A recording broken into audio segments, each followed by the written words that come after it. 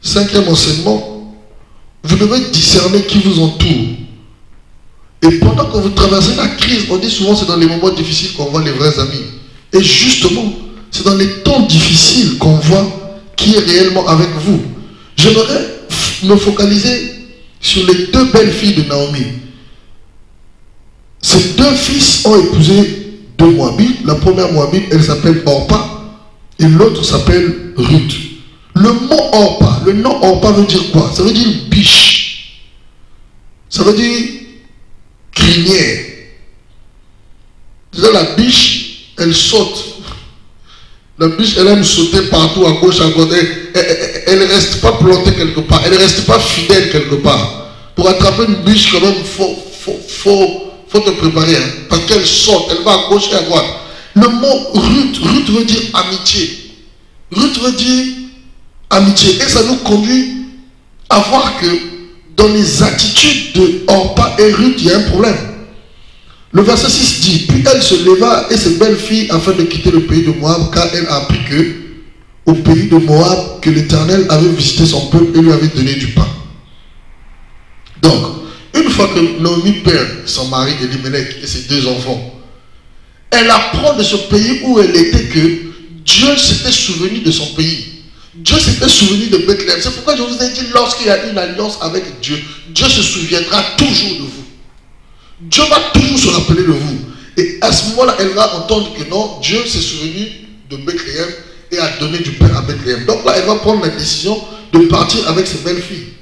Le verset 7, elle sortit du lieu qu'elle habitait accompagnée de ses deux belles filles. Naomi dit alors à ses deux belles filles, le verset 8, allez et retournez chacune à la maison de sa mère, que l'Éternel puisse de compter envers vous comme vous l'avez fait envers ceux qui sont morts et envers moi. Que l'Éternel vous fasse trouver à chacune repos dans la maison d'un mari. Et elle les baisa.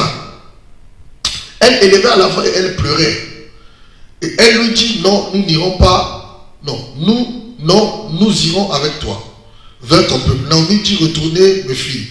Pourquoi viendrez-vous avec moi? Ai-je encore dans mon sein des fils qui puissent devenir vos maris? Retournez mes filles, allez. Je suis trop vieille pour me remarier et quand je dirai j'ai de l'espérance, quand même cette nuit je serai avec un mari et que j'enfanterai des fils, attendrez-vous pour cela qu'ils eussent grandi?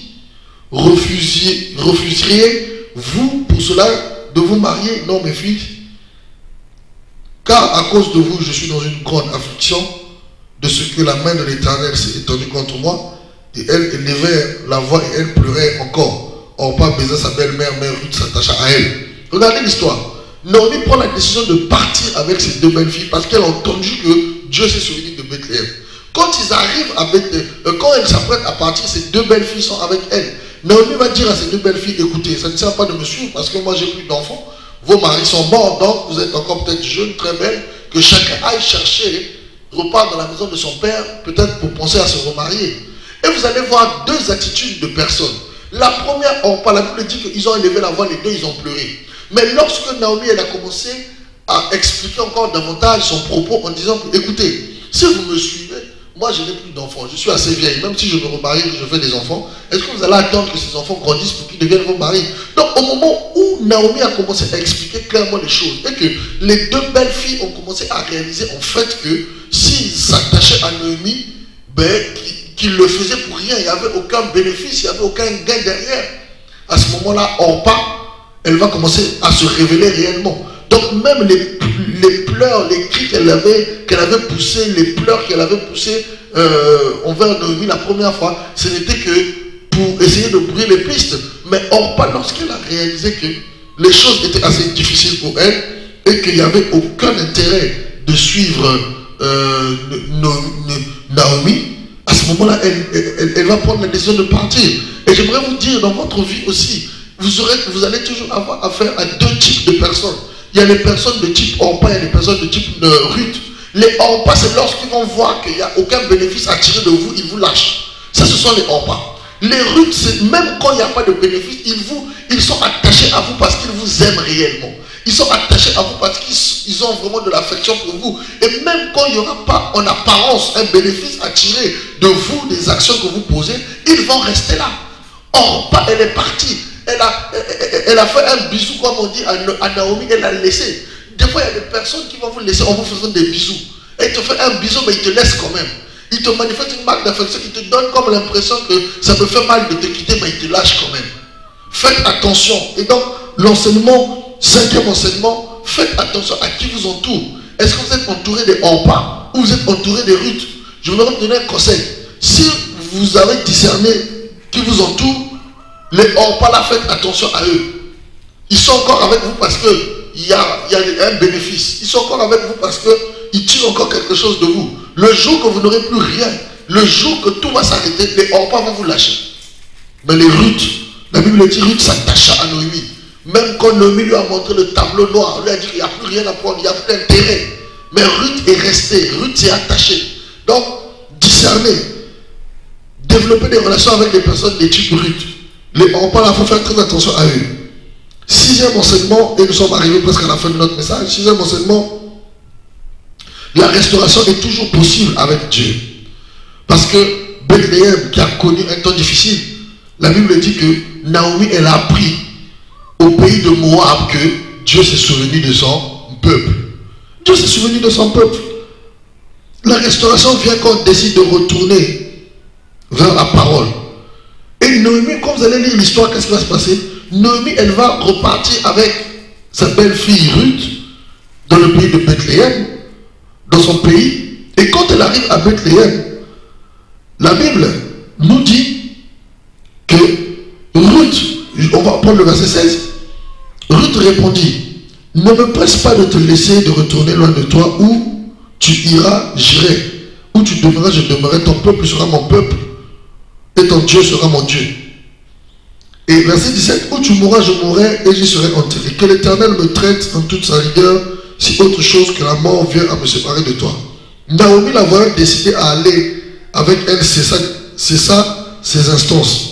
Elles firent ensemble le voyage jusqu'à leur arrivée à Bethléem. Et lorsqu'elles entrèrent dans Bethléem, toute la ville fut émue à cause d'elle. Et les femmes disaient, est-ce là Noémie? Elle leur dit, ne m'appelez pas Noémie, appelez-moi Mara, car le Tout-Puissant m'a rempli d'amertume. Moi, je ne suis pas d'accord avec ce passage. Il dit, car le Tout-Puissant m'a rempli d'amertume. Dieu n'a pas rempli Noémie d'amertume.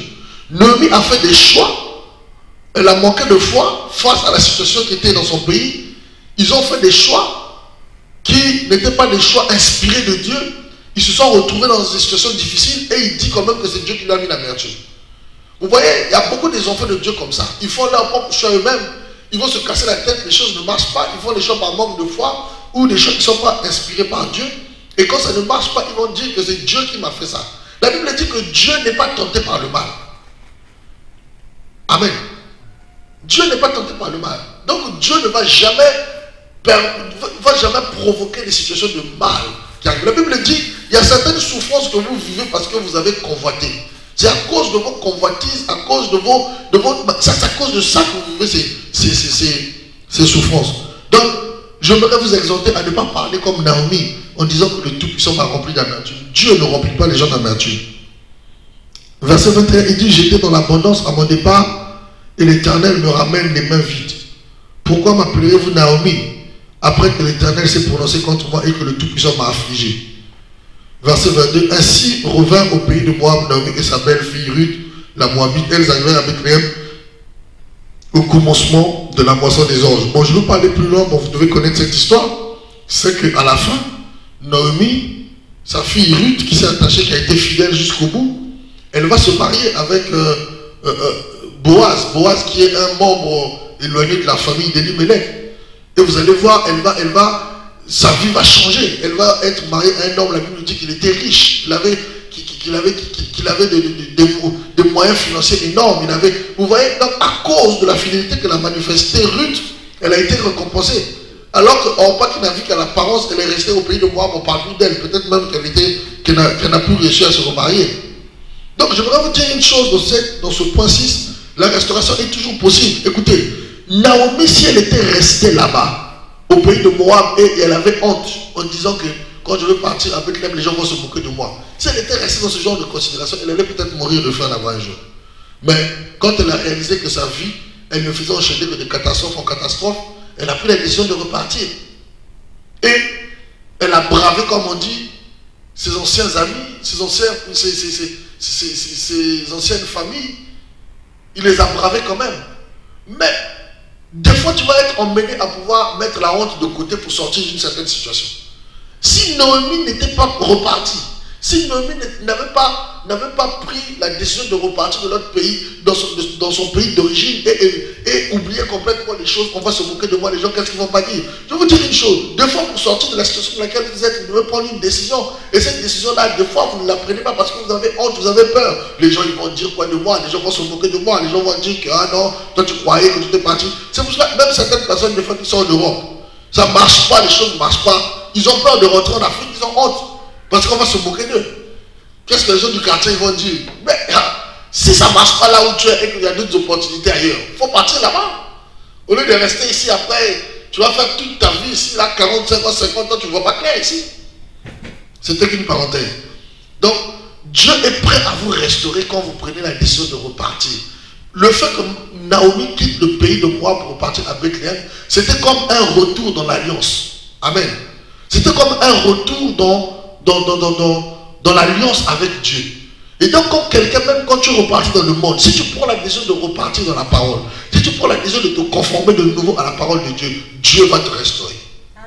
Amen. Amen. Dieu a restauré Naomi, bien entendu par sa belle-fille qui s'est mariée à quelqu'un qui avait des moyens, à quelqu'un qui avait une réputation. Et voilà, le dernier enseignement qui est le nôtre, la Bible dit, vous allez lire Ruth, chapitre 4, le verset 13. Je voudrais vous dire, le dernier enseignement, c'est la bénédiction de l'Éternel qui enrichit vraiment. Amen. C'est la bénédiction de l'Éternel qui enrichit vraiment. Ruth va prospérer dans un pays étranger, loin de sa terre natale. Puisque Ruth, elle est partie avec Naomi. Ça veut dire qu'elle a quitté son pays, elle a quitté sa famille. Mais elle a su discerner chez Naomi que le Dieu de Naomi était un Dieu différent de ce qu'elle voyait chez elle. Elle a su discerner. Et elle est partie. Et je vais vous dire une chose, Dieu l'a bénie véritablement. Alors que à Bethléem, finalement, c'est elle qui était étrangère à Bethléem. Mais Dieu n'a pas dit que pour te bénir, tu dois forcément être dans ton pays d'origine. Dieu n'a pas dit que pour se souvenir de toi, que tu dois simplement être chez toi. Non, Dieu, même là où tu es, même si tu n'es pas chez toi, Dieu est prêt de te bénir et de te bénir réellement. Parce que Dieu a béni Ruth dans un pays qui n'était pas le sien. Mais ce qui a poussé ça, c'est parce qu'à un certain moment, Ruth, elle a fait alliance avec Naomi. Elle a fait alliance avec le véritable Dieu, qui est le Dieu de Naomi. Naomi va donc être restaurée. Et je vais terminer par ce passage de Psaume 75, le verset 6 à 7. Car ce n'est ni de l'Orient, ni de l'Occident, ni du désert que vient l'élévation, mais Dieu, celui qui juge, il abaisse l'un et il élève l'autre. Amen. Vous allez voir que Ruth et Orpa, ils n'ont pas eu la même destinée. Une étrangère qui est rentrée dans la lignée de Jésus-Christ. Parce que Ruth fait partie, Jésus-Christ fait partie de la descendance de Ruth. Parce qu'avec Boaz, ils ont donné Obed. Et Obed fait partie des aïeuls de Jésus. Amen. Donc vous allez voir que Dieu ne fait exception de personne. Lorsque vous posez des actes de foi, lorsque vous rentrez en alliance avec le Dieu vivant, même si vous êtes étranger, même si vous manquez des choses, Dieu est prêt de vous bénir et de rendre votre nom grand. Amen. Amen. Que le Seigneur vous bénisse. Nous espérons vous avoir vraiment apporté quelque chose aujourd'hui au travers de ces 7 éléments, ces 7 clés que nous avons tirées de l'histoire de Ruth. Que le Seigneur vous bénisse et que sa grâce soit sur vous. Je veux prier avec vous ensemble. Seigneur, nous te bénissons, nous te rendons grâce. Merci encore, Père, de pouvoir fortifier quelqu'un, de pouvoir encourager cet homme ou cette femme qui a écouté ce message, qu'il soit béni, qu'il soit restauré, Seigneur, et que vraiment, parmi ces 7 points que nous avons détaillés, Seigneur, qu'il y ait un point qui le concerne et qu'il puisse vraiment se sentir encouragé, fortifié, Seigneur, pour pouvoir mettre les choses au point et pouvoir revenir vers toi. Merci pour ta grâce et pour ta bénédiction qui remplit chaque personne ici. Dans le nom de Jésus, nous avons ainsi prié. Amen.